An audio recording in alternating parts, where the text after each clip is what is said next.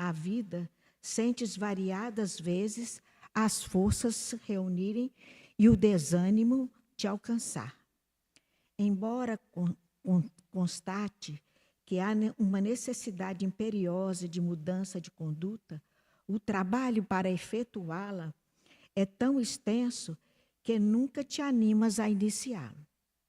Toda mudança requer empenho e é necessário que estejas disposto a despedir-se da alma velha, que és, empenhando-te por libertar-te das condições viciosas que te sustentam o ser até o presente. Só por hoje, esforça-te a manter a paciência com aqueles que te cobram uma dedicação além das suas forças. Só por hoje, cala a palavra que fere com um esforço íntimo, muitas vezes incalculável, sonoriza uma frase de carinho, mesmo que não esteja dentro do seu coração, a fim de que exercites o verbo a não atingir com isso e eduques os seus sentimentos da alma.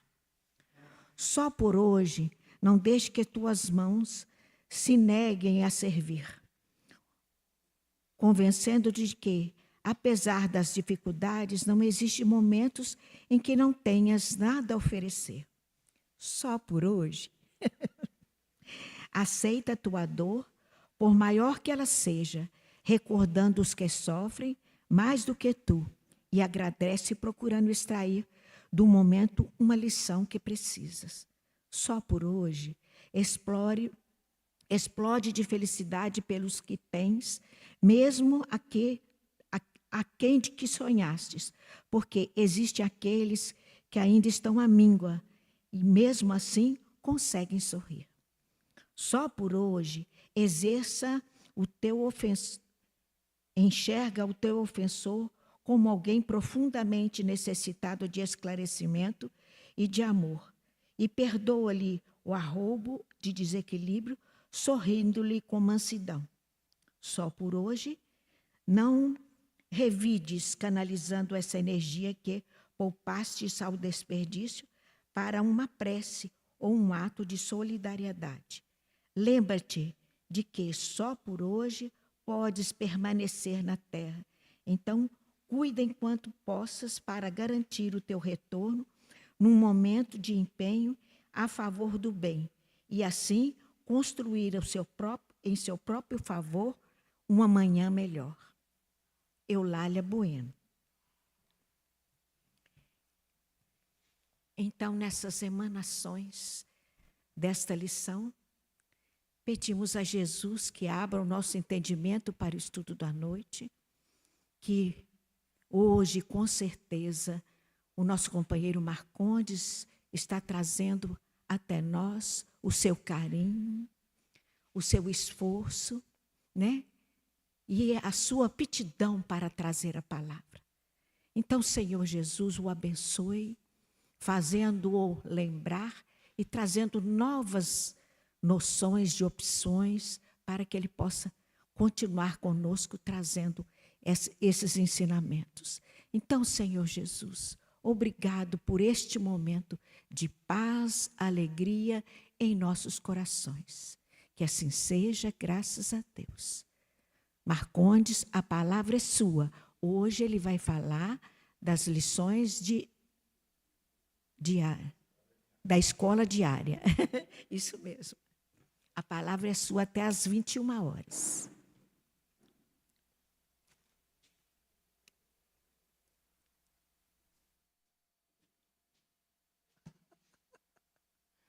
Oi, gente, queridos irmãos e irmãs, que Jesus nos abençoe e nos dê a sua paz.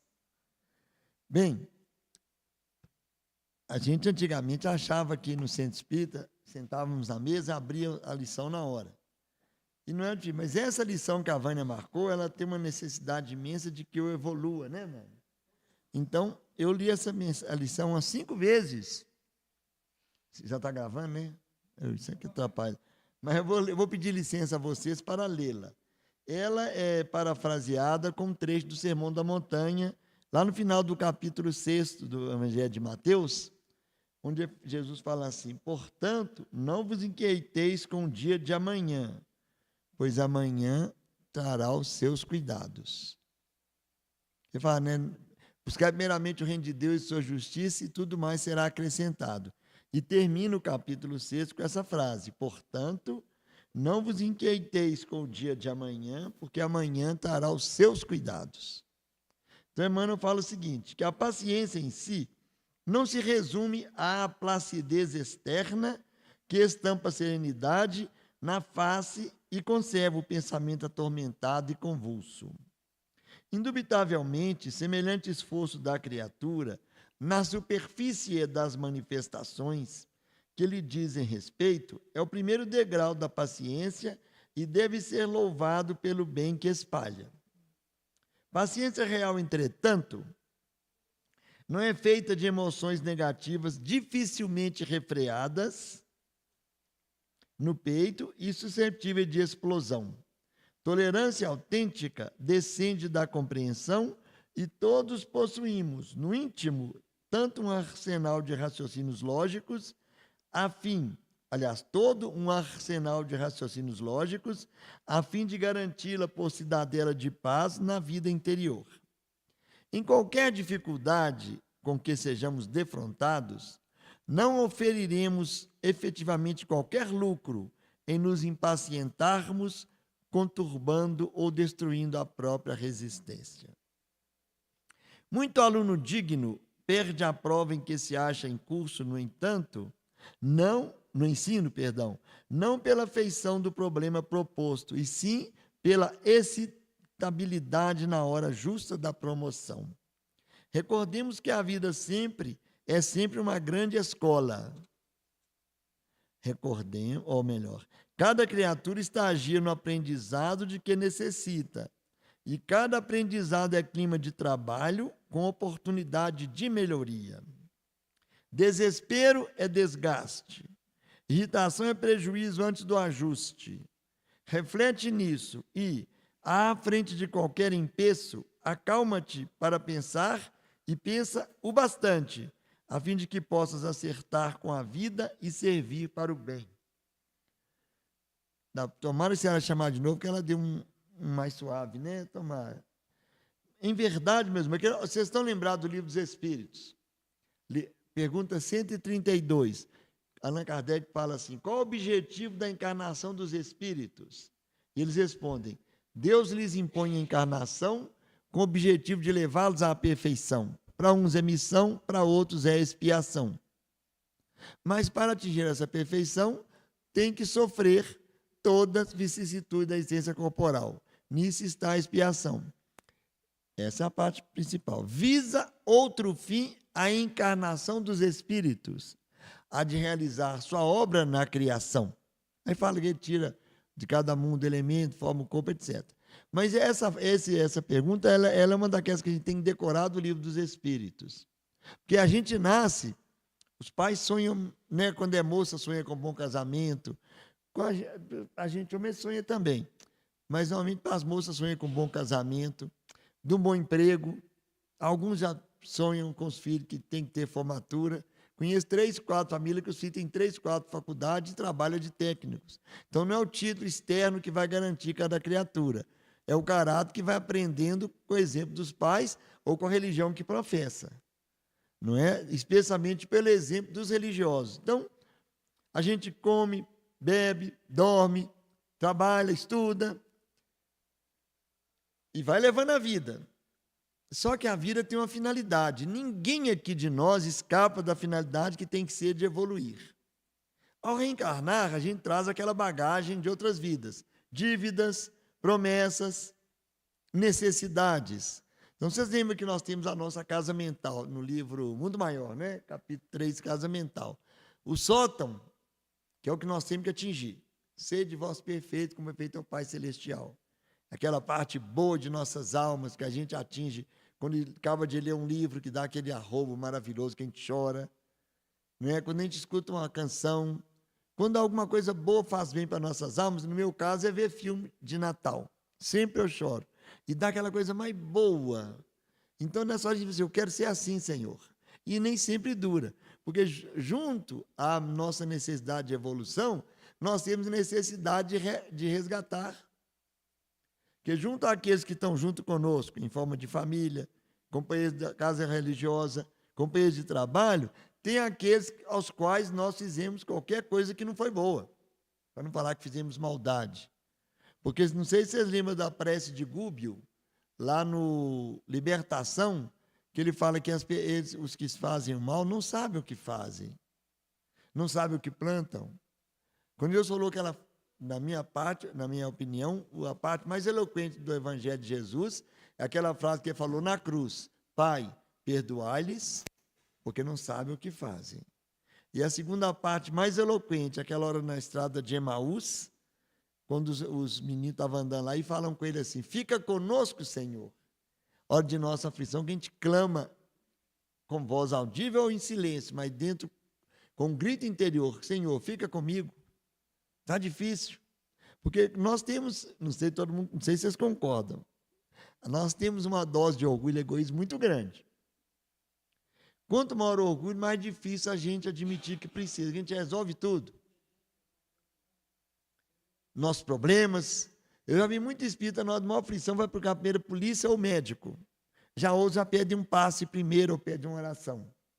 É uma divergência que, infelizmente, tem no meio de nós doutrinas, porque nós temos essa dificuldade. Então, se a vida é um caminhar e é uma escola, nós tivemos, não sei se alguém aqui ainda estuda, mas tem uma hora que eles marcam uma prova. Aferição de valor, que a prova é uma aferição de valores. Tal dia tem prova bimestral, semestral, sei lá, final. A vida que nas quais vamos não nos avisa que hora que a nossa prova vai chegar.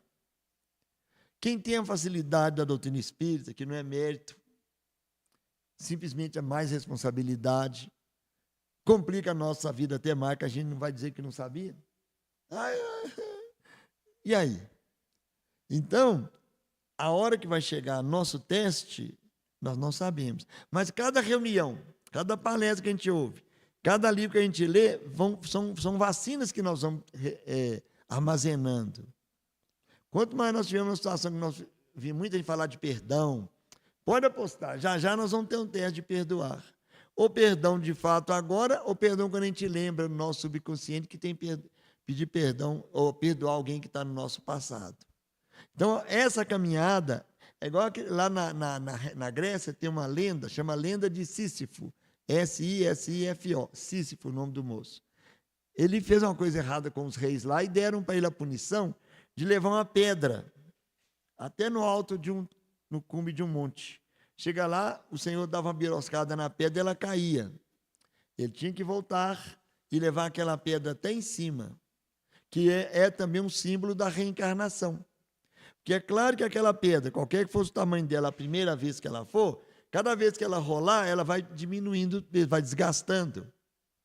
E nós podemos pôr aquela alma como o nosso espírito, a nossa casa mental. Cada vez que a gente volta, uma coisa a gente vai limpar mais. Porque no caso da nossa reencarnação, nós às vezes entramos no shopping para pagar as últimas prestações do boleto. Na mesma lógica que nós pagamos, eu pensava, se alguém já oferece alguma coisa, a gente já compra, vê mais oferta, que é um símbolo que tem para nós a nossa encarnação, é esse, que nós reencarnamos para pagar, que está. Mas, invariavelmente, pouca gente não compra mais.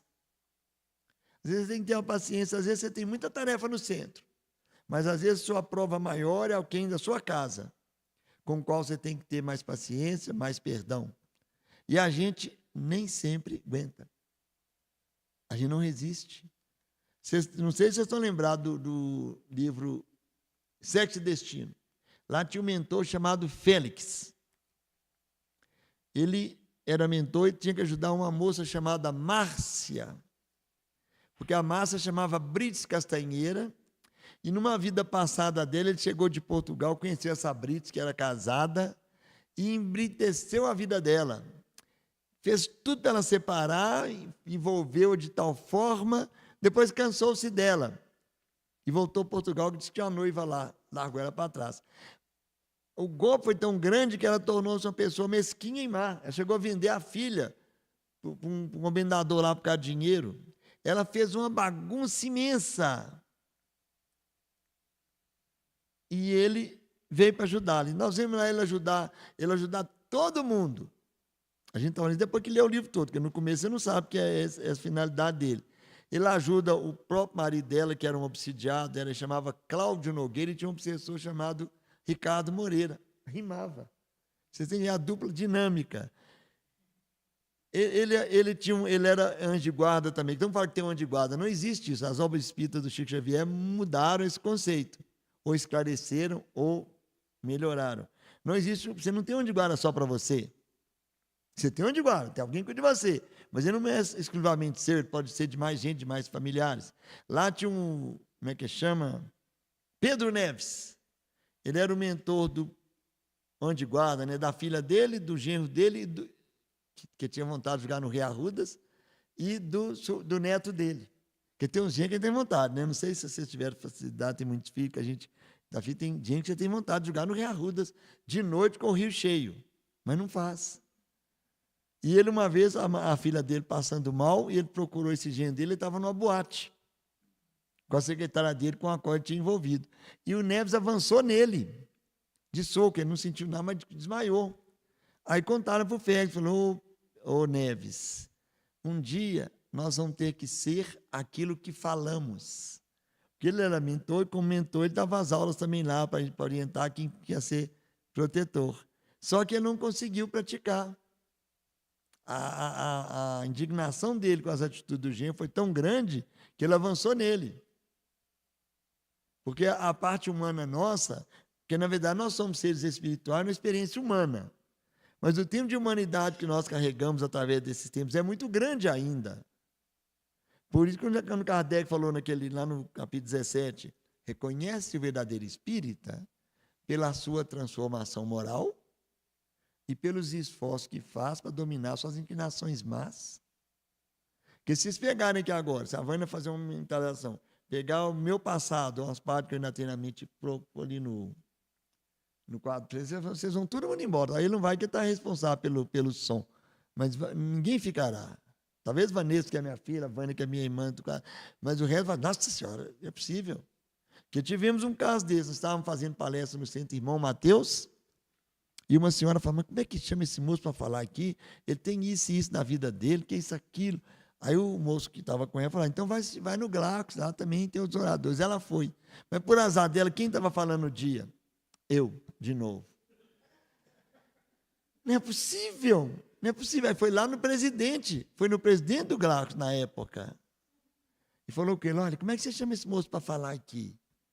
Tem isso e isso na vida dele. Ele tem esse problema. Olha o que eu fiquei sabendo depois, o que o presidente falou com ela. Olha, senhora, nós queremos até chamar aqueles pessoal lá de Jesus, lá, o Pedro, João, Tiago, mas eles são muito difíceis. Tentamos arrumar pessoas perfeitas, mas não encontramos. Ele estava com boa vontade, chamamos ele. Fiquei sabendo depois que esse moço tinha morrido. Senão eu ia beijar as mãos dele. Porque a gente quase sempre, não sei se vocês prestaram atenção, no capítulo 6 do Evangelho, chama Cristo Consolador. A primeira lição, que é o item 5, é a primeira mensagem do Espírito de verdade. Ele fala assim, espíritas, amai-vos, instruí-vos, segundo o ensinamento. Todo mundo fala isso. Mas essa mensagem termina assim. Jesus Cristo foi o vencedor do mal. Sede os vencedores da impiedade. Porque quando a pessoa que a gente gosta, a gente dá uma desculpa para tudo. Mas se você não gosta, se você não gosta da pessoa, nossa senhora. Eu tenho pessoas que, se tiver meu nome, não entra, não passa. Se tiver meu nome no centro, eles não entram, não. Eu também tenho pessoas que eu pulo. Porque eu só vou para assistir palestra no centro da Imperial Porto, que eu estou ultimamente trabalhando no passe lá. Para mim sair de casa para ir no centro, e não sei para trabalhar, é mão de obra. E a gente ainda tem a preguiça decorrente da idade. Não vai lá, você tem que assistir, que está lá junto. Não desfazendo de pessoas. A gente ia muito em palestra do Divaldo. Antigamente levava gravador, levava situações. Então, tem um livro que ele escreveu, ele mais o Raul, Diretriz de Segurança, que lá na palestra, Divaldo, o que tem que fazer com esses dirigentes que não dão chance para os jovens, etc. Reza para eles desencarnar depressa para não atrapalhar. Só que é claro que na revisão ele não colocou isso no livro. Correto? Então, você vê a personalidade da pessoa junto e fora. E como eu leio muitas seleções, eu vi as histórias que ele contava, tudo das seleções. E ele ampliava, por conta dele, ficava muito melhor, mas mudava. Então você fala, então a gente não está tão para trás. Porque eu considero as pessoas de costa larga, são cobrões, são exemplos para nós, não é?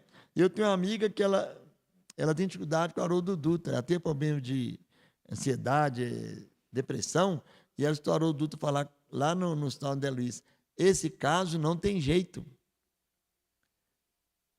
Não sei, talvez ele fosse mais jovem, ela guardou isso. Ela arrepia só de falar o nome dele. Mas é assim conosco. Porque quando os Espíritos falam, você olha o que é bem, não é? Paulo fala, examinar tudo e entende o que é bom. Mas tem uma mensagem de vida que fala que não olhe, veja a qualidade da mensagem.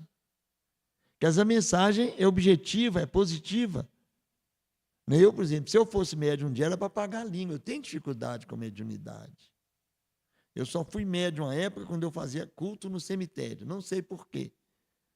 Eles falam que eu era médium necrófilo, sei lá. A gente acabava do trabalho voluntário em Leopoldo, ia lá para o cemitério. E escolhíamos lá de fazer orações. A gente via padre, via gente lá, um menino que suicidou na cova, estava amarrado lá, não saía. Vi um padre que era de Leopoldo, que eu sou da família do Nassif, mostrou onde era a cova dele. Mas assim, fora de lá, só via encarnado. Mas por quê? Não sei. Aí nós estávamos na igreja rezando, tinha 2 padres gordões, assim, parecendo... Eu falei que era suíço, mas não sei nem por que ele falava assim. Lá eles queriam falar de evangelho. Nós é que sabíamos evangelhos. Sabíamos do evangelho. Ele falando isso, a gente de um lado da igreja e no outro banco. E uma vez chegou uma senhora que morreu de eclâmpsia, que chegou na beirada do carro e gritou. Minha amiga, ela é assim, ela é bem queimadinha. Mas ela falava que ela parecia muito com a Mata Rocha, que ela tinha, no fundo do olho dela era azul. Sabe? Mas ela ficou branca. Ela gritou, Júnia, cadê minha filha? Mas assim, sem falar nada, aquele gritão, sabe? O carro nem queria pegar. Até a bateria do carro ficou atacada. A gente assusta na hora. Mas no centro espírita, só vê de encarnado. Não tem mérito, não tem crédito, nem merecimento. Porque quando Tomé duvidou de Jesus, você está lembrado? Jesus teve 3 problemas lá. Ele tinha 12 apóstolos. Um traiu, um negou e o outro duvidou. Não foi? Perdeu 25%. Chamou Pedro. Pedro, você me negou, Pedro. Que vergonha que eu passei na frente de mamãe lá. Larguei a cara de mãe morar com você, Pedro. Você pega na frente de todo mundo, fala que não me conhece, Pedro. Todo mundo tinha até televisão lá, Pedro. Pô, pro celular, você não viu, não, Pedro? Senhor, você vai desculpar, senhor, mas o senhor já estava frito mesmo. Eu tinha que ficar caladinho para manter. Salvou Pedro. E você, Tomé? Você falou que não acredita nisso que está vendo? Claro, o senhor ensinou para a gente que se ensina ou não, eu não vi o senhor meu falar que vi. Só para agradar os outros? Salvou. Só que o outro que não conseguiu recuperar foi o Judas, porque teve a propina, né? Que infelizmente não conseguiu. Né? Passou isso. Só que, no caso dos apóstolos, o Judas, falando da piedade da lição, quando Jesus separou os apóstolos, ele falou os 12.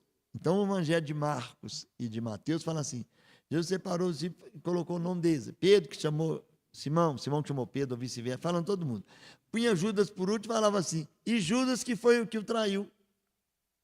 Lucas, Marcos e Mateus. Não tinha piedade com Judas. Apesar de tê-lo chamado, segundo Lucas, ele passou uma noite em orações. Cadê o relógio? Está ali. Passou uma noite em orações. Uns falam que ele estava olhando currículo. Não sei. De manhã chamou os discípulos todos e separou 12, aos quais deu nome de apóstolos. Judas estava incluído. O único que não era galileu, era judeu, da cidade de Queriote. Chamou os 12, quer dizer, João não falou essa lição, mas João falou um dia que aquela irmã de Lázaro, Maria, né? João fala que ela lavou os pés do Cristo. Mateus e Marcos falam que foi o cabeça. Então, ele deve ter lavado a cabeça, e quando João olhou, estava lavando os pés. Aí falou, nossa senhora, esse óleo era caro, podia vender e dar para os pobres. Aí João narra lá, Judas falou isso, não é porque ele tinha amor pelos pobres, não, porque ele era ladrão. Ele que guardava a bolsa ali. Ninguém tinha piedade com Judas. No entanto, quando ele chegou para Jesus, que ele foi dar o bem, o que Jesus falou com ele? Chamou ele de quê? Traidor, blasfemo. Amigo, a que viestes?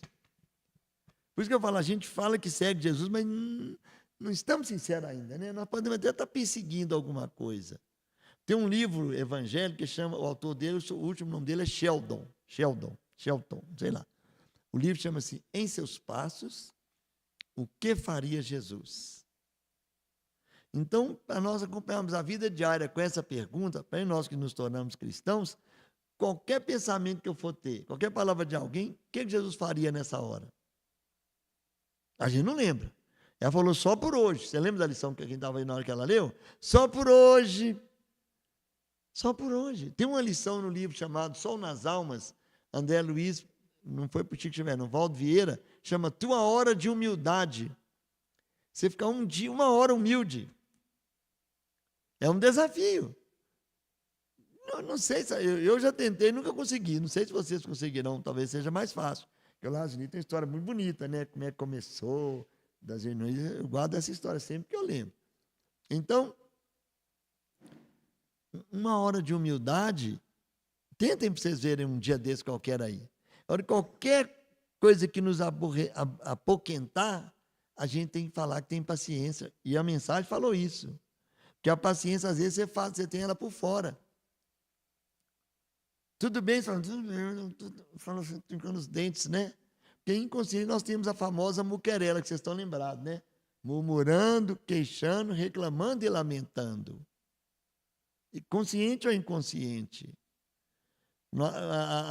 Igual eu falei a respeito da simpatia, que é no Consolador. Emmanuel fala, simpatia, antipatia, tem raiz do passado? Tem. Mas toda antipatia, mesmo a mais justa, tem que ser transformada em simpatia. É igual o perdão que você vai dar para alguém que a pessoa não precisa nem saber. Porque se você conseguir perdoar, bom é para você.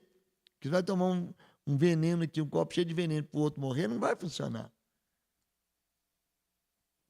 Porque Haroldo Dutra tem uma frase, parece que eu vi dele, falando assim, se a gente não aprender a perdoar, nós não conseguimos viver.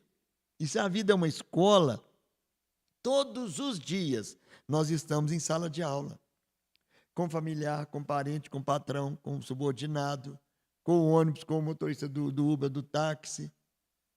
É só a gente prestar atenção. A gente tem uma religião que fala, não é bom ficar falando, chama Zen, né?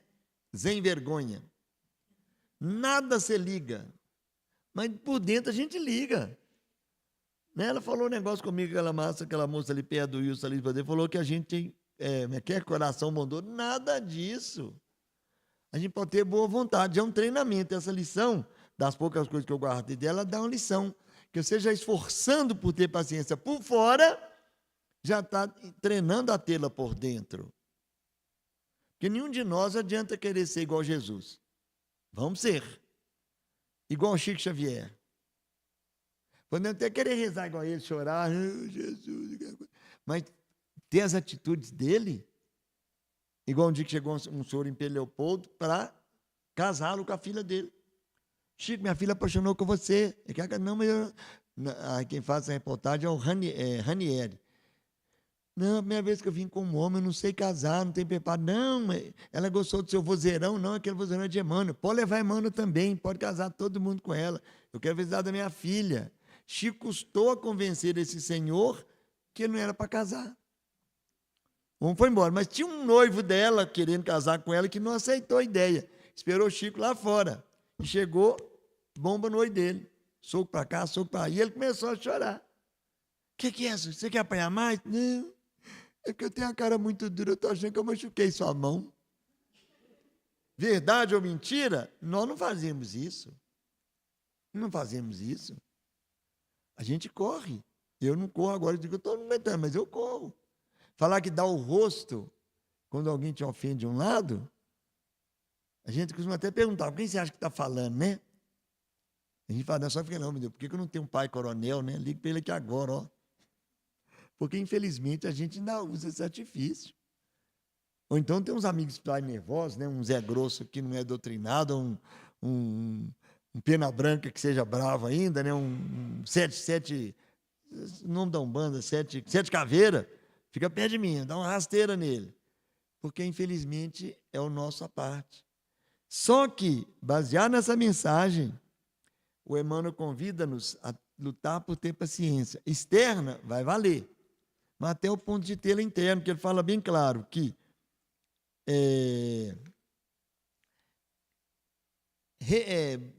ficar nervoso, reclamar, vai só atrasar. Só atrasar. Tem uma palavra chamada compaixão. Compaixão, que é a mesma coisa de piedade, está no Evangelho. A piedade, acho que no capítulo 5, a piedade, o sentimento que todo espírito tem que ter.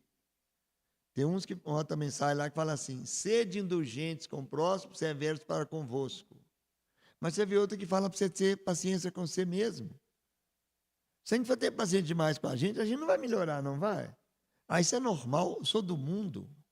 Só que o espírita não precisa ser santo. Não adianta a gente achar que é do mundo, não. Somos do mundo, mas estamos para ajudar a melhorar o mundo. E não é falando, não é escrevendo, não é pondo no WhatsApp, que vai melhorar o mundo, não. É vendo as nossas atitudes. São Francisco não falava assim? Pregue o evangelho. E se for possível ou preciso, use palavras. Quando Jesus terminou o capítulo 28 do Sermão da Montanha, do Evangelho de Mateus, ele falou assim, ide e pregai. Não está escrito isso lá? Só que não tinha nada escrito. Significa, ide e vivei o Evangelho. E não é fácil viver o Evangelho. Por que eu estou de gravata? Não é para aparecer, porque a moça falou que eu sou muito exibido. Não é exibido, não é exibido. Eu gostei. Porque eu antigamente, você viu o povo quase tudo de gravata. Eu ganhei 12 gravatas. Já até doei 4. Mas eu adoro. Às vezes lá no bairro eu saio para ir lá na loteria, eu vou de gravata, vocês acreditam? Tem vezes que eu vou eu tenho 3 ternos. Eu vou na cidade de terno. Eu fui lá fazer, eu falo que vou fazer entrevista de emprego. Conseguiu? Não, eles queriam que eu dirigisse moto. Eu não sei dirigir moto. Perdi. É vaidade? É. Podia ser mais simples, né? Mas eu gosto de camisa comprida, gente. Eu tenho a camisa mais cara que eu tenho lá. 5 conto no bazar. Que as camisas chiques. Tem uns que tem até marca, aquele negócio de umas marcas chiques aí, né? Eu deixo de até ver a marca assim, ó. Mas eu gosto. Porque eu não sou bonito. Não sou um cara de voz bonita. Eu tenho que tentar andar elegante. Esforçar. Mas o corcunda vem, que eu buscava lenha assim, fiquei corcunda. Quando eu não lembro, vai tudo bem, mas se eu lembro, pronto. Mas tudo isso é um desafio da existência, junto com a minha vontade de falar. Tentando praticar, tendo meus trabalhos voluntários, eu tenho também a carga das minhas dívidas. Eu tenho que ter minhas aflições, que as aflições é que burilam-nos, é que nos fazem evoluir. Reclamar vai atrasar. Julgar na porta do outro vai piorar. É da gente. Lá no Apocalipse no capítulo 2, Éfeso, Esmirna, quando ele escreveu para a igreja de Esmirna, fala assim, não temas o que hás de padecer. Não é que você tem um destino correto, que, segundo os espíritos no Sigismundo, Missionários da Luz, fala que assim, você tem um programa que te dão, que é de acordo com a sua vida, mas o resto vai acontecendo, são circunstâncias através das quais você vai evoluir, aprender a perdoar, ter paciência. Quando o Gandhi falou, ô Gandhi, você perdoa? Não, ninguém me ofende. Quando ele falou isso, ele já estava bem velho. É claro que ele tomava um soco. Ele uma vez, andando nas ruas da Índia lá, ele estava no passeio, o soldado veio e bateu nele, jogou ele fora. Ele levantou, entrou no passeio de novo, o guarda tornou a bater nele. Ele não falou nada. Tornou a ir para o passeio, o guarda tornou a bater nele. Na terceira vez, o guarda falou: escuta, quem te dá essa fé para você apanhar e voltar no mesmo caminho? Esse Cristo aí que está na sua correntinha. Batiza então, Gandhi? Não. Eu acredito no Cristo do Evangelho, não no Cristo que vocês pregam. Porque depois que passou aquele tempo, aqueles 330 anos ou 313 anos, nos quais o cristianismo foi massacrado, foi testado para a ciência, os cristãos eram massacrados. Você nem precisava dizer, se alguém acusasse que você ia para as arenas, para a boca das feras. Ele teve aquela hegemonia que Constantino fez do cristianismo a religião oficial de Roma. Que, segundo Emmanuel, fez mais mal para o cristianismo do que Calígula, do que Nero. Calígula enterrava o povo na areia e vinha cortando a cabeça. Se era cristão, era mais requinte ainda que eles tratavam os cristãos. E pelo sangue derramado de todos eles, chegou um ponto que a religião, o cristianismo passou a ser religião. Só que foi religião política. Igreja Católica Apostólica Romana. Não falamos mal da religião, foi assim que eles denominaram a religião romana, que era baseada no Cristo. No 25 de dezembro, era o dia do sol invicto, pôs Jesus no lugar dele. Jesus virou um Deus pagão.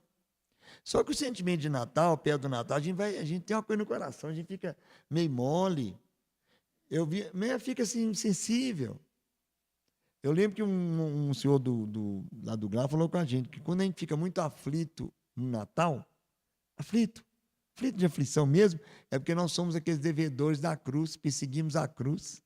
Então, em vez de dar um júbilo, nós lembramos disso inconscientemente. Então, se nós sentimos isso, por que o espírita não pode sofrer? A gente gosta de sofrer? Não sei se vocês gostam, eu não gosto. Sofro, às vezes, mas não gosto. Falar que gosto. Porque masoquista que gosta, põe a mão na chapa, estou evoluindo. Não. Ele não falou que cada dia basta seu próprio mal? O mal de cada dia, assim como a gente pede o pão nosso de cada dia, a gente sabe o mal de cada dia. Você não precisa de pedir. Está no seu mapa de prova, no seu caminhar. Então, ele deixa bem claro que se desesperar é desgaste. Se irritar é prejuízo antes do ajuste. Tem uma história que eu li de criança, tem mais de 70 anos, que o macaquinho nervoso puseram um boneco lá de cola. Ele deu um soco no boneco, prendeu a mão. Então, deu outro soco. Quanto mais soco ele dava, mais ele prendia. Deve ser a gente assim quando irrita com a prova. Quanto mais rebelar, mais vai doer. Agora, infelizmente, a terra é de quê? Expiação e provas. Por que a gente espírita não tem que ter expiação? Não é verdade? Eu sou espírita, mas não sou, como é que a gente fala? Não sou espírita, mas não sou capacho, não sou isso aqui. Não, conheci um espírita. Ele chamava, não vou falar o nome dele não, porque ninguém conhece, não, mas não vou falar não. Esse senhor tinha uma filha, a filha tinha 3 anos. E ele chegou um dia em casa mais cedo, a esposa dele estava no leito dele, tendo intimidade com o Senhor. Ele abriu a porta, falou: cavalheiro, chamou de cavalheiro. Você podia retirar-se, por favor? E falou com a esposa dele: minha esposa, eu respeito se você não tem mais nada que faça com você una a mim. Mas eu gostaria que você respeitasse o nosso lar. Nós temos uma filha para educar. Mesmo que sejamos falsos para Deus, vamos nos esforçar por educá-la. Ela é uma alma que na nossa escola, que a terra é nossa escola, nós temos o dever de caminhá-la para o bem. Essa senhora teve tanta raiva dele tê-la perdoado que começou a persegui-lo. Tanto é que quando essa menina fez 18 anos, o pai chamou e contou para ela por que ela o atacava. Até que ele morreu. Aí ela passou a perseguir a filha, que ela sabia que tinha contado para a filha, de tanta raiva que ela tinha. Porque quando você perdoa alguém, você faz mais mal para ele do que se você vingar ou outra coisa parecida. Porque dói. Chico Xavier tem uma mensagem que ele fala assim: quando nós desencarnamos e chega do outro lado, aqueles que nós magoamos nos recebem, nos tratam bem, sentimos agradecidos, mas ficamos com vergonha. Ficamos com vergonha. E pedimos uma reencarnação na qual passemos situações que nós tenhamos infligido nele, para eles verem que nós estamos realmente arrependidos. Por isso que quando fala assim, não tem mais o que tem que se padecer, é que a gente mesmo pediu. Lá no capítulo 5, é o capítulo mais comprido do Evangelho, tem 33 itens, parece, 32, bem-aventurados aflitos, fala causas atuais e causas anteriores. Porque ninguém no céu e inferno, gente, não fala que a Vânia que falou, não fala que eu falei, não. No capítulo 1, Código Penal da Vida Futura. Não é bravo? É bravo demais. Ainda fala assim, não há um pensamento, uma palavra que você não tenha consequência. Kardec fala, primeiro o ato, depois o arrependimento, depois a expiação, e depois ainda tem que ter a reparação. É o lance, o homem vem, aí a mulher dele faz 50, ele troca por 2 de 25 e tal, ela desencarna, aí de repente ela desencarna e não erra, não vinga, não cai, porque tem esse problema, a pessoa faz o mal para você, você pode cair ou não. As provas vêm para nós isso, elas não são para nós, Allan Kardec fala isso, a prova não vem para nos derrubar, é para nos evoluir ou corrigir. Você pode cair ou não cair. Eu não falo que a dor é normal, é necessário, mas o sofrimento é obrigatório, é opcional. Aí então ele chega do outro lado e ela, nossa senhora, o que eu fiz com ela? Ela é tão boa. Aí ele pede para ter uma vida difícil, pede para servi-la de novo. Só que ela não merece ele mais, olha. Aí eles vão lá no umbral, pegam uma songamonga bem doidivana e traz para ele. Na consciência dele, ele vê que aquela mulher cria de cuidados com ela, leva a flor para ela, joga a flor no lixo sem ele ver. Ela viaja com o barbeiro, com o pedreiro, com o açougueiro, e ele sempre aquele perdão, sentindo que precisa. Mas não é ela, porque ela já galgou outro caminho. Porque se ela cair, ele torna a responsabilidade por ela e pelos atos que for fazendo também. Porque ninguém no mundo vive sozinho, ninguém pode dar desculpa a qualquer ato que nós fizemos. Por isso, lá na pergunta 642 do Livro dos Espíritos, para agradar a Deus, bastará que não se faça o mal? É Catibiriba. Tem que fazer o bem no limite das forças. Responderemos não somente pelo mal feito, mas pelo mal que venha ou que advenha do bem que nós não fizermos. Aí ele tem aquela vida toda, aquela menina fazendo aquela, aprontando com ele, ele desencarna em paz. Aí ele descobre que não era, que ela já estava mais em cima. Aí ela, por sua vez, chega no outro lado de lá, né? Oh, o que eu fiz? É tão bonzinho, oh meu Deus. Aí pede para ter uma existência com ele. Mas a vida é sábia, a lei é justa. Vai pegar um songamongo lá do umbral também e joga para ela. E o cara chega em casa meia-noite, 3 horas da manhã. Meu bem, a vizinha falou que você estava conversando com a moça. Você acredita mais na vizinha que em mim? Mas eu vi. Você acredita mais no cedo que em mim? Então, a vida toda falhando. De repente, desencarna, porque não cai. A pessoa arrepende, falou, Senhor, eu fiz mal, eu quero resgatar. Porque nós, sendo artífices de nossa evolução, nós vamos pedir aquilo que é bom para nós, consciente ou inconscientemente. O suicida dá um tiro na cabeça, ele está pedindo para nascer todo teratológico. Mas ele dá um tiro no coração de alguém, ele não precisa de tomar um tiro, mas ele pode nascer com problema cardíaco, porque machucou alguém. Lá em Peleopoldo teve um amigo nosso, parente nosso, construindo a casa dele. E começou a aparecer um espírito fazendo barulho lá. Fazendo barulho. Bagunça mesmo. Tanto ele quanto o outro irmão nosso que ajudava ele lá, ele fazia barulho de derrubar coisa, derrubar mesa, o tempo todo. Aí começamos a evocar o espírito lá na reunião de desobsessão. Era uma moça que tinha namorado, no resumo, engravidado-a, marcou o casamento, pegou o trem de madrugada e foi embora. O pai dela matou-a e suicidou pelo vergonha que tinha na cidade. Aí, de repente, o médico fez o ultrassom, falou que era homem.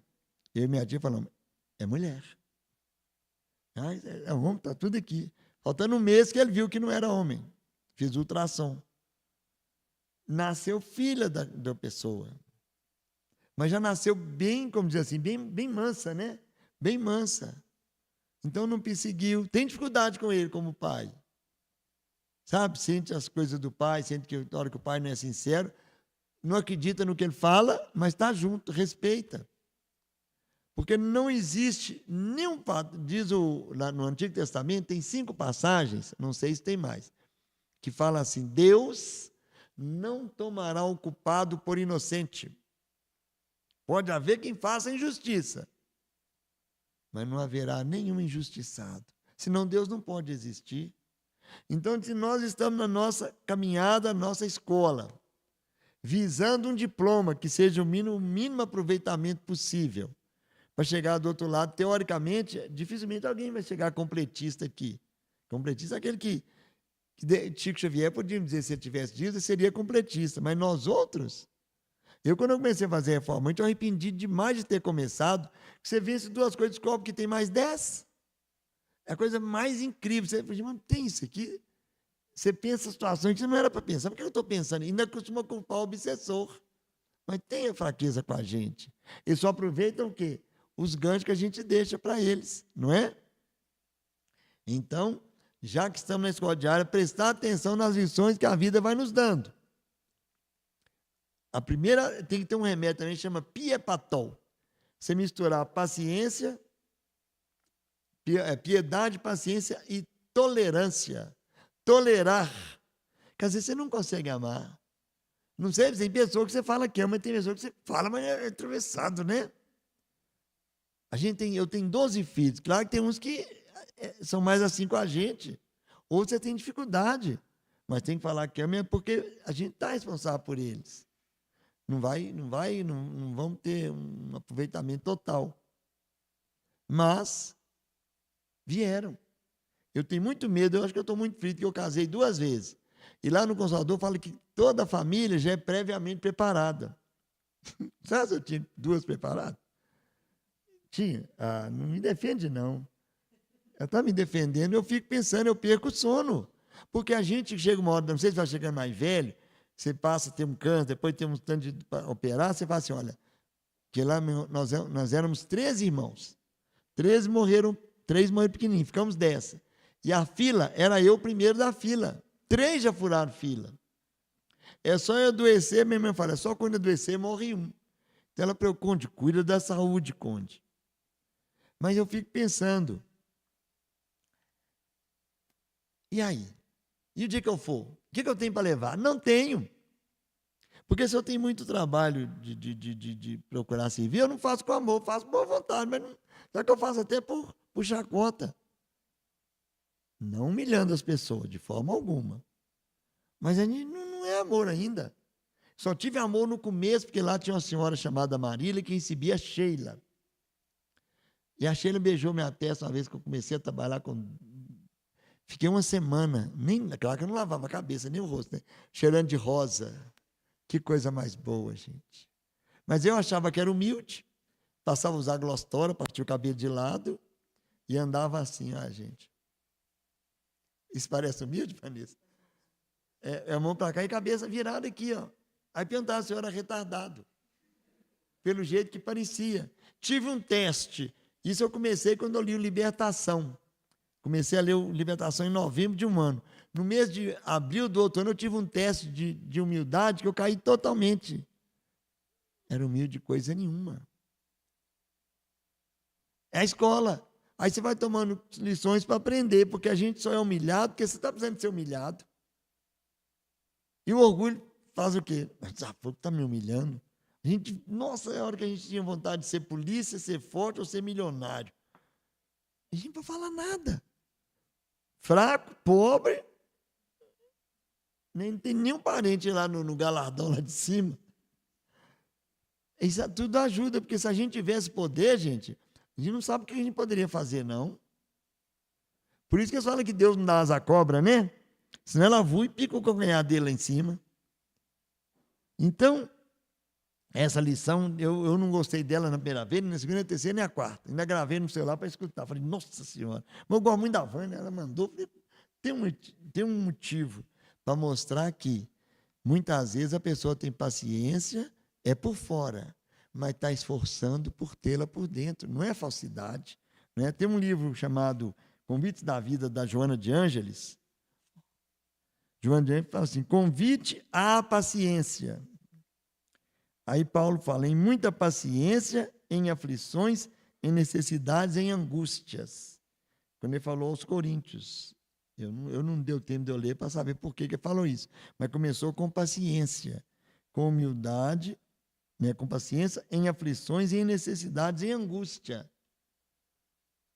Olha, hora de tempo aí, fala, a menina fala, né? Antiga lenda nórdica narra que alguém perguntou a um sábio como poderia explicar ele a eternidade do tempo e do espaço. O missionário meditou, e apontando uma colossal montanha de granito que desafiava as alturas, respondeu com simplicidade. Suponhamos que uma vesita, pardal, canarim, proponha desbastar a rocha imponente, paulatina e insistentemente, atritando o bico de encontro à pedra. Quando houver destruído tudo, estará apenas iniciando a eternidade. A paciência é fator que representa de maneira mais eficiente o equilíbrio do homem que se candidata a qualquer mistério. Faça o entusiasmo do primeiro impulso. Comum é o desencanto da terceira hora. A paciência é a medida metódica e eficaz que ensina a produzir no momento exato a tarefa correta. Diante do que devemos fazer, não poucas vezes somos acionados pelos impedimentos da precipitação. Frente às tarefas acumuladas e aos problemas, indispensável façamos demorado exame e cuidado na reflexão antes de apressar atitudes. Precipitação traduz desarmonia, perturbação, com agravante de desconsideração ao tempo. A paciência significa autoconfiança. Lembra que tem um trecho do Evangelho que fala vida futura, plano espiritual, daqueles temas? Você que está na vida futura, você tem paciência. Você fala que não vai ser agora. Judas não teve paciência, quis entregar ao Cristo porque quis fundar o reino logo. Né? A pirâmide se ergueu bloco a bloco. As construções grandiosas resultaram da colocação de peça sobre peças. As gigantescas sequoias, as árvores, né, se desenvolveram célula a célula. O que hoje não consigas, perseverando com dignidade e paciência, lograrás amanhã. Paciência não quer dizer amolentamento, mas dinâmica eficiente e nobre de produzir diante dos deveres que nos competem desdobrar. Ao lado de alguém que nos subestima, paciência. Entre as dores que nos chegam, paciência. Ante o rebelde que nos atormenta, paciência. O tempo é mestre eficiente que a todos ensina no momento próprio, com a lição exata, plasmando o que cada um necessita a benefício de si mesmo. Jesus, acompanhando e inspirando o progresso da terra, pacientemente espera que o homem se volte para ele, a fim de que, carregando a nossa felicidade, possa dirigir-nos pelo caminho que leva a Deus. Em qualquer circunstância, pois, paz e paciência para o êxito no empreendimento começado. No livro, eu não achei o meu lá, que é muito organizado, meus livros, chama Livro da Esperança. Tem uma mensagem que chama Donativo da Alma. Lembrou dele, mesmo? Esse donativo da alma, ele fala que é bem-aventurado tudo que você faz na escola da vida. Bem-aventurado cada pedaço de roupa que você dá para alguém, cada pão, cada sopa. E foi falando, no final assim, mais 1000 vezes bem-aventurada seja cada hora de tua paciência, adiante daqueles que te ofendem, que te chincalham, que te magoam, que te perseguem, porque a paciência é donativo da alma, feita na luz da oração, no pranto oculto do coração, cabe mais ou menos assim. né? É muito ruim quando esse pessoal manda a gente falar esses temas, que quase sempre está preparando a gente para ter um teste ali de paciência. Infelizmente.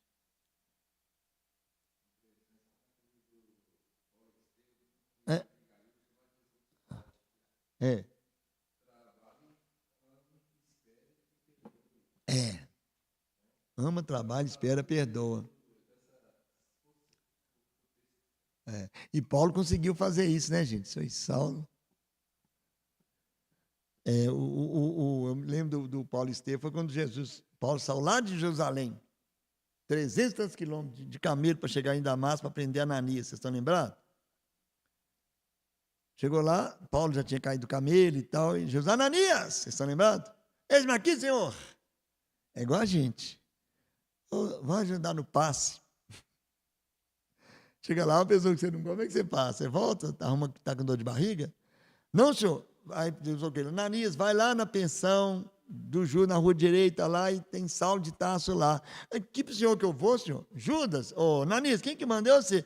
É o senhor, mas o homem é mau, ele arranca a unha, senhor. Ananias, se eu te contar um caso. Meu servo, João Rus, que vai ser queimado, depois vai nascer com o nome de Hipólito Leon Denizar, que depois vai chamar Allan Kardec, vai editar o Livro dos Espíritos na segunda edição. E vai pôr lá na pergunta 660, apresta, ora melhor o homem? Inspirado por mim, eles responderão, sim, porque ele que ora se faz mais forte com as tentações. Ele está orando, Ananias. Chega uma hora que nossa consciência nos faz orar, e os outros também. A gente pode não acreditar, mas nenhum de nós do mundo ficará sem acordar a consciência. Quanto mais demorar, pior vai ser para a pessoa. Quando o André Luiz, que eu gosto dele, que o André Luiz não escondeu que morreu de sífilis, você lembra? Sífilis não pega rezando, pega lá nas catacumbas. Você sabe onde? Era sincero com o que ele sentia. E no livro Cego Destino, ele estava lá ajudando 2 moços, que eram obsessor. Ele falou, eles não são obsessores, eles são meus irmãos. Eu senti o Pérez pedindo para olhar os 2. Falou, ele não é louco aquele lá que era de obsessor, não. São meus irmãos. Na escola da vida vai ser isso. Aqueles que nós não gostamos, vão acabar um dia tendo que andar de mão dada. Eu, no tempo que eu era padre, infelizmente eles mostraram algumas coisas poucas, na hora que conforme a pessoa ia beijar minha mão, eu deixava com uma pessoa por uma fita.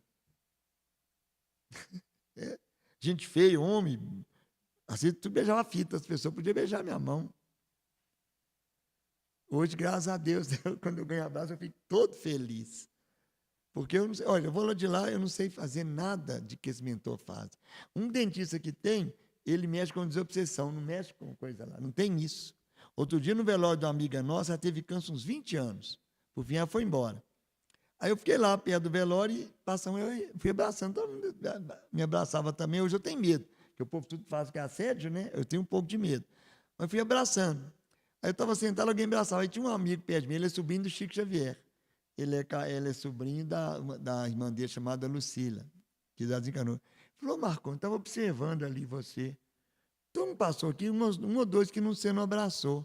Eu acho que quando eu tiver num umbral que eu ganhar um abraço, vai ser seu. Falei, arrumei serviço. Olha, então, se as pessoas olharem para as pessoas e não ficar com maldade, eu quero abraçar para treinar isso. Só. Não tem mais nada, por isso que eu não quero ir tão cedo. Né? Porque minha mãe teve uma ferida igual essa que a minha perna está aqui, que está dando pontada. Quando a mãe curou a ferida, ela morreu no outro mês. Então, vou deixar ela quietinha, porque vai que estou na vida. Quantos pés eu cortei de alguém? A escola da vida, que é a nossa existência, tem lições toda hora. Tudo é lição. Ou é bênção ou é lição. Se a gente conseguir aprender isso, a gente vai sofrer menos. Mas tem que diminuir um pouquinho do orgulho. Porque o orgulho não deixa a gente aceitar, né? Não é verdade? Tem até um versinho que fala assim, humildade é flor sensível, formada na luz do bem, que a pessoa perde logo quando acredita que tem. Nossa, eu sou humilde demais, nossa, que beleza. Igual quando eu achei que eu parti o cabelo de lado. Vocês lembram de Glostória? Você não pode usar, né, amigo? Nós assim não podemos usar. Hoje chama gel, né? Cada um mais chique de outro. Eu usava o Glostória assim, ó. E andava assim, ó. Mas não era por fora. É igual a paciência que o Emmanuel falou. Tem ela por fora. Mas a gente pode treinar a simplicidade. Uma hora, é igual você treinar a falar palavras, como diz o Satya Sai Baba, suaves palavras doces. Eu tinha um padrinho que chamava Zarias Ferreira Cândido, ou Cândido Ferreira. Ele era uma calma impressionante. E lá na minha sala tinha um tal de Marquinhos, um bitelão, o pai dele tinha revólver. Hoje todo mundo tem, meu pai dele tinha revólver na época, então ele era bem respeitado. E um dia fez tanta bagunça que o professor Zarias pôs ele para fora. Marquinhos, sai da sala, pelo amor de Deus, vai para o inferno. Todo mundo assustou, todo mundo. E o Marquinhos assustou também, foi saindo. Não, mas vai com Deus, viu? Para tentar consertar, porque se você costuma falar o bem e pensar, mesmo contrariado, você acaba acostumando. Não é ficar sem sentimento, mas é ser sincero, porque esse povo de cima sabe tudo que a gente pensa e fala. A gente, né, amiga? Ele sabe tudo. Você vê quando o Fred fala, vai lá, André Luiz, ausculta aquela pessoa, ausculta, quer dizer, escuta lá dentro. Nossa Senhora, tem um tal de psicoscópio também, lá no domínio da mediunidade, gente. É um aparelho que eles põem assim, a gente está aqui, eles põem aqui dentro da gente, ó, que a pessoa está lá com a cara de humilde. Cuidado, passa perdendo, não. Porque se eles veem, eu tenho medo disso. Tenho medo disso. Por isso que eu vou, senhor, o senhor está vendo, não tem medo, não tem crédito. E eu não tenho fé também, eu tenho esperança. Quem tem lá fala fé, esperança e caridade, esperança eu até que eu tenho. Fé não, mas eu tenho esperança que um dia eu vou ter fé. Só que eu tenho que lembrar que se eu não tenho fé, a vida vai bater em mim para me aprender a ter. Que é para o meu próprio bem, né? O cavalo, hoje eles educam os cavalos sem ter que bater. Mas quando eles não aprendem para educar com educação, eles têm que apanhar também. Então, não quer dizer que a vida seja de bater, mas as aflições. Tanto é que no livro, no Consolador, questão 95, definição podemos dar de saúde para a medicina da terra, saúde, bom funcionamento dos órgãos, etc. Mas, para o mundo espiritual, a saúde verdadeira é da alma, para a qual muitas vezes são necessárias a dor e o sofrimento. Olha que coisa esquisita. Isso é espírita não é muito fácil, não. Mas ninguém deixa de ser por isso, não, né, gente? Porque, de qualquer forma, é uma bênção que nós temos de ter a doutrina que nos consola, nos conforta, tem uma casa que nos recolhe, que nos aceita, não é? E provavelmente essa turma está toda aí dando colhete já para nós, né? E não está contando para ninguém, cada um o que nós estamos pensando. É outra coisa melhor, que imagina vai num lugar de centro espírita fofoqueiro, né? Você imagina? Nem vê. Eu agradeço a Jesus, a nossa irmã que nos convidou, a vocês que estiveram conosco. Desejo a paz de Jesus para todos nós. Não desejo humildade de cara, não. Nem acha que isso é humilde, porque tem um livro chamado Mãos Unidas, que tem uma lição que chama Humildade. Diz que humildade é a maior conquista do espírito. E se você conseguir humildade, ter paciência com tudo, ele leva a gente embora. Não precisa aprender mais, não. Então vamos guardar um tiquinho de orgulho, né? Para ficar aborrecido de vez em quando, senão a gente vai embora. E eu não sei se você, eu não tenho bagagem para ir lá de lá bem. Então é melhor a gente ficar quieto aqui, até arrumar bagagem, né? Sim. Que a paz de Jesus esteja com todos nós. Obrigado. Nós que te agradecemos, viu, Marcondes, que você receba e sinta-se abraçado, né? Acariciado pela nossa gratidão. Viu, querido? Nós vamos interromper para os nossos amigos do YouTube, né? E vamos realizar nesse momento a prece final para que possamos depois continuar com os nossos recadinhos. Senhor Jesus, agradecemos, Senhor, por esse momento de paz, com essas lições tão chegadas aos nossos corações. Então, Senhor Jesus, que possamos levar conosco para os nossos lares essas energias salutares que fortaleceram a nossa vida, nos ensinando a começar a ter a paciência, a entendê-la. Então, Senhor Jesus, reforça em nós o propósito do bem e do servir. Que assim seja, graças a Deus.